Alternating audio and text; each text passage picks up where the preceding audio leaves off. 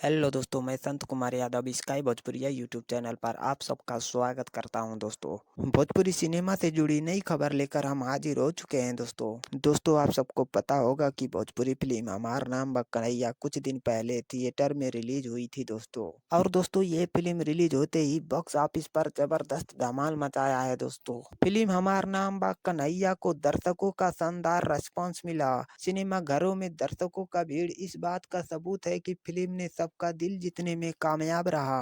Film के गाने और संवाद पहले से ही सोशल मीडिया पर ट्रेंड कर रहे थे और थिएटर में भी लोगों को खूब पसंद आया। सुपरस्टार निरहुआ ने इस फिल्म में ऐसा कला दिखाया है कि सारे दर्शक लोग निरहुआ के कलाकारी का तारीफ कर रहे हैं। दोस्तों, जी हाँ दोस्तों, सारे दर्शक लोग निरहुआ के कलाकारी का तारीफ कर रहे हैं। दोस्तों, तो चलिए दोस्तों, इस वीडियो को यहीं पर खत्म करते हैं। दोस्तों, अगर वीडियो हमारा आप सबको अच्छा लगा हो तो लाइक कमेंट और सब्सक्राइब जरूर करिएगा। दोस्तों, चलिए धन्यवाद दोस्तों।